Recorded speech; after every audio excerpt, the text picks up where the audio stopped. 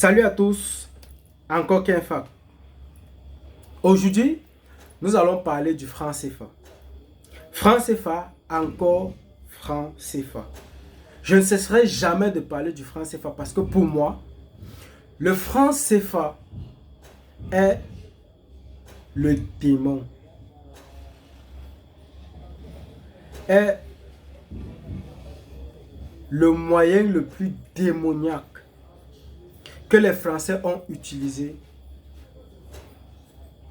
pour s'aimer la misère dans 14 pays d'Afrique centrale et de l'Ouest. Parce que je suis convaincu que tout ce qui est compliqué a une origine simple. Je vais revenir à l'origine pour essayer d'expliquer ce que c'est que le franc CFA afin que tout le monde le comprenne de la plus belle des manières. Le franc CFA est une monnaie qui est imprimée dans un petit village en France. Lorsqu'ils impriment sur des papiers des chiffres qu'ils appellent monnaie, ils viennent dans des pays d'Afrique.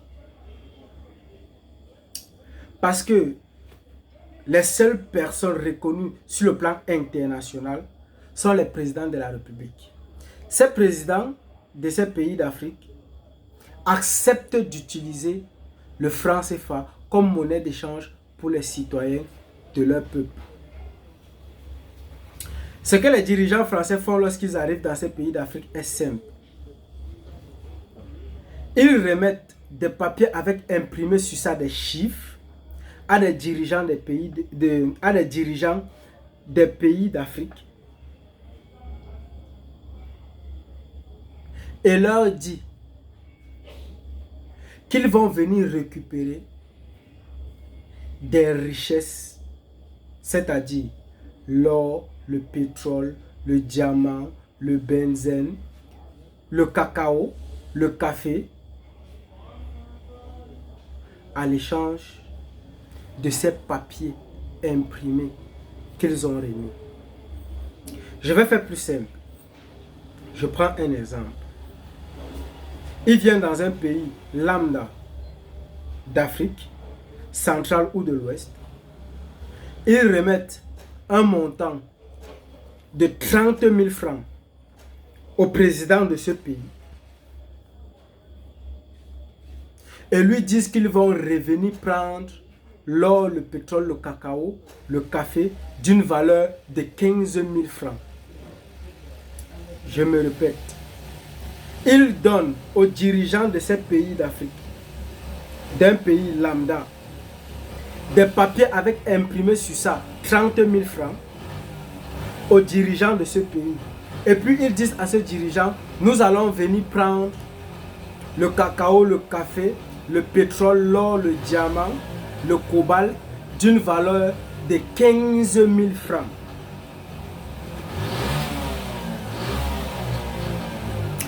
Les dirigeants, ce qu'ils font, ils prêtent cet argent aux citoyens de ce peuple pour que ces citoyens puissent faire les échanges de richesses qu'ils possèdent entre eux. Je vais prendre deux individus, X et Y. X a le cacao d'une valeur de 15 000 francs. Y a l'or d'une valeur de 15 000 francs. X et Y doivent se faire des échanges. On leur remet donc, on leur prête les billets de 15 000 francs chacun. Ils vont se faire des échanges, et plus tard, on va venir récupérer chez X le cacao d'une valeur de 7 500 francs. Et on va venir récupérer chez Y l'or d'une valeur de 7 500 francs qu'on va remettre aux Français. En plus de ça, on va retirer une partie qu'on appelle parfois taxes, impôts et consorts pour remettre au gouvernement de leur pays. Pour finir, ils vont se retrouver en train de s'échanger quelque chose qui n'a même plus la valeur de 15 000 francs avec les billets papier qui ont une valeur de 15 000 francs. Ça va causer ce qu'on appelle la plupart du temps une inflation. C'est pourquoi dans les pays d'Afrique, on a constamment des inflations.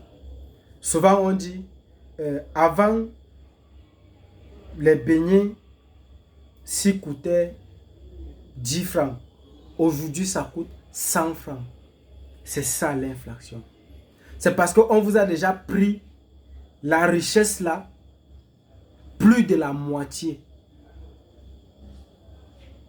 de l'argent que vous êtes en train d'effectuer des échanges avec. Ainsi dit, vous avez des Français qui viennent, ils vous remettent des papiers avec imprimé sur ça des chiffres, mais rentrent chez eux avec des richesses, des vraies richesses.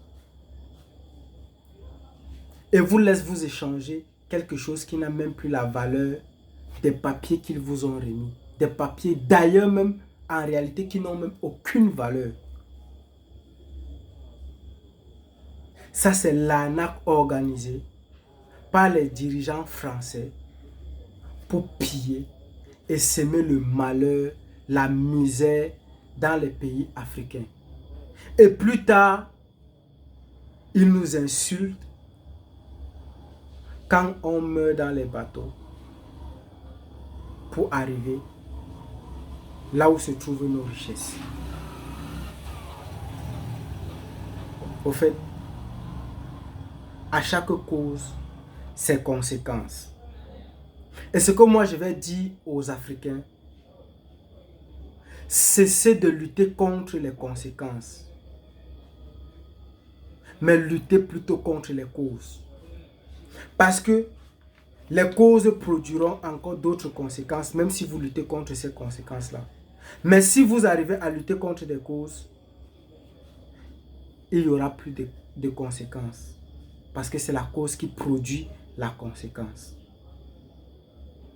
Ça, c'était pour l'arnaque organisée du franc CFA entre les dirigeants français et les dirigeants vassaux des peuples africains.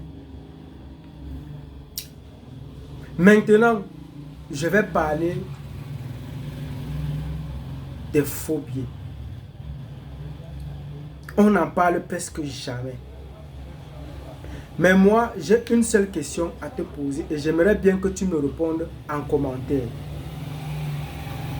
Depuis que tu connais l'argent, depuis que tu connais le système monétaire, depuis que tu connais ce que c'est que l'argent, toi, Africain, tu as déjà une fois compris qu'on a attrapé ou bien qu'on a découvert une usine ou une société de fabrication de faux billets? Moi, jamais. Et je peux ne pas avoir l'information. Si toi, tu en as déjà entendu parler une fois, pardon, mets-le en commentaire, s'il te plaît. Mais moi, je pense que il n'existe pas en Afrique d'usine de fabrication de faux billets. Si ça n'existe pas en Afrique, d'où viennent les faux billets donc? Point d'interrogation. Je vais essayer de répondre à ma manière. Pour celui qui a bien compris ce que je viens tout juste d'expliquer, maintenant je vais l'expliquer d'une autre manière. Les dirigeants français viennent en Afrique. Ils remettent au président de la République ou encore au gouvernement des pays d'Afrique des billets d'une valeur de 30 000 francs CFA que les citoyens doivent utiliser pour s'échanger leurs richesses.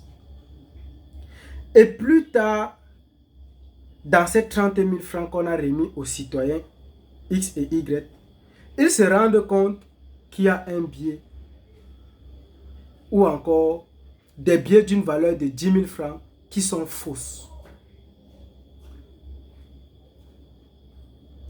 Les dirigeants occidentaux viendront prendre une richesse d'une valeur de 15 000 francs. Ça ne change pas.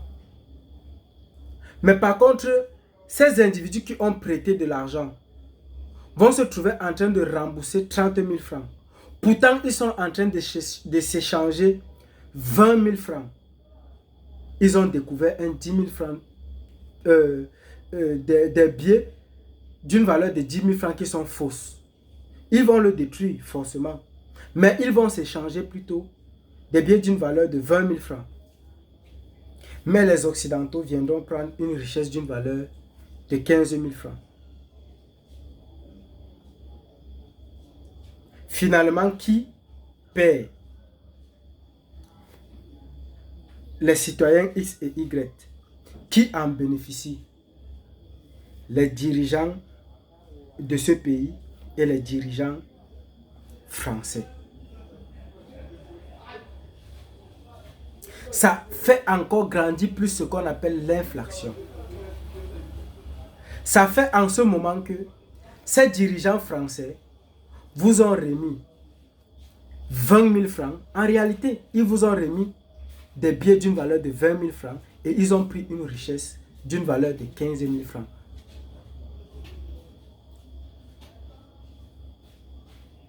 Les perdants dans ce jeu sont des citoyens X et Y. Et je vais expliquer quelque chose ici pour qu'on se comprenne bien. La plupart des temps, on a l'habitude de dire que la France vole 50%. C'est-à-dire, la France vole 50% de la richesse des peuples africains. La plupart des temps, c'est le discours que beaucoup de personnes ont. Que de toute la richesse des peuples africains, la France arrive à bénéficier de 50% de ces richesses. J'ai déjà expliqué comment ça fonctionne pour celui qui peut comprendre. Mais en réalité, lorsqu'ils viennent vous donner des billets d'une valeur de 10 000 francs et qu'ils vous disent qu'ils vont prendre une richesse d'une valeur de 5 000 francs, ça signifie tout simplement qu'ils vous ont pris la moitié de votre richesse. Parce que vous allez échanger toute votre richesse avec les billets papiers qui vous ont remis. Et si la richesse que vous avez dans votre pays, c'est une richesse qui a une valeur de 10 000 francs, c'est-à-dire dans votre pays X, lambda, dans votre pays lambda, vous avez l'or, toute votre richesse, c'est l'or d'une valeur de 10 000 francs. Eux, ils viennent avec les billets papiers de 10 000 francs, ils vous donnent. Et ils prennent l'or de 5 000 francs, ils partent avec. Vous allez rester vous échanger l'or d'une valeur de 5 000 francs avec 10 000. Ça fait créer déjà une inflation. Et eux, ils ont pris l'or d'une valeur de 5 000 francs, ils sont partis avec. Ils vous ont laissé l'or d'une valeur de 5 000 francs, mais ils vous ont remis des papiers avec imprimé sur ça 10 000 francs qui ne valent absolument rien. Donc, en conclusion, ils ont profité de 50% de vos richesses, tout simplement en vous remettant des papiers avec imprimé sur ça un montant de 10 000 francs qui n'a absolument aucune valeur. C'est un peu ça. Bon, ça va être un peu difficile de comprendre, mais en écoutant la vidéo plusieurs fois, je suis convaincu que tu finiras par comprendre exactement de quoi il s'agit. Abonne-toi, partage et je veux aussi te prêter 3 outils indispensables pour que tu évites la plupart du temps de te faire tromper ou bien de te faire instrumentaliser. Que ce soit en écoutant quelqu'un, que ce soit en consommant une information ou quoi que ce soit. Les outils sont simples et pratiques quand tu arrives à les utiliser parce que ils sont simples mais difficiles à utiliser. La neutralité. Restez toujours neutre lorsque tu veux consommer une information. Que ça vienne d'un interlocuteur ou d'un réseau social ou d'un journal ou de quoi que ce soit. Restez neutre par rapport à l'information. Écouter l'information de plusieurs canaux différents. C'est-à-dire, lorsque tu reçois une information, cherche à avoir la même information de plusieurs canaux différents, de plusieurs personnes différentes, de plusieurs sources différentes. Et enfin, faire des liens de cause à effet afin de te faire ta propre vérité à toi de l'information en question. Ça, ce sont des outils très, très indispensables et importants pour celui qui veut la vérité et être propriétaire de son cerveau et de son esprit. Merci beaucoup et à très bientôt.